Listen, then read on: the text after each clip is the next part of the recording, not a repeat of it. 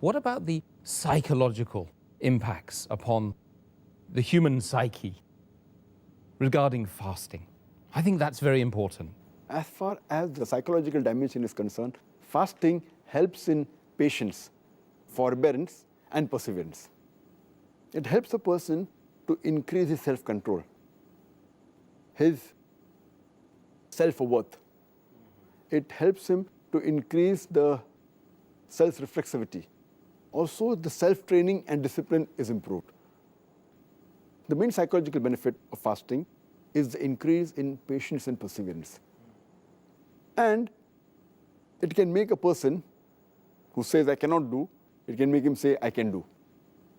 And fasting helps in the conditioning of the heart, body, mind, and soul. It improves the overall dimension of the human being. And fasting is a sort of training.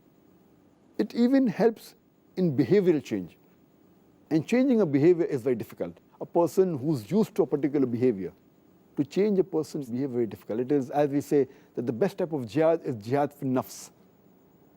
That is, striving against your own soul. So to change the habits is one of the things which is most difficult, which fasting can do. And since jihad, that is going in the battlefield, is of utmost importance when required, if you cannot do jihad, if you cannot strive against your own soul, how can you strive against the enemy?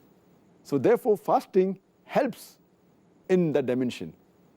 That's the reason fasting was made fard before jihad. Fasting was made fard 15 years after Prophethood, in the 2nd Hijri. And next year, 1 year later, jihad was made fard. So Allah subhanahu wa ta'ala first wanted to train and make the Muslims fit psychologically with the help of fasting. And then the qital part was made first, so psychologically it's very helpful. And normally, a human being, he eats 3 meals in a day. In a week, about 21 meals. Now that is changed, that behavioral pattern of eating is changed to 2 meals, light meal late in the evening, early night, and before dawn. So the whole pattern is changed.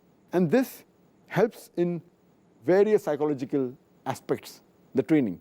And today psychology they tell us that if you can control your hunger, you can control almost all your desires.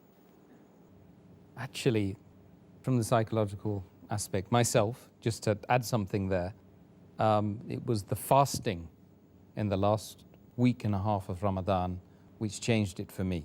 It changed my mind totally. Alhamdulillah. And that's what actually led me to taking the Shahada. Alhamdulillah.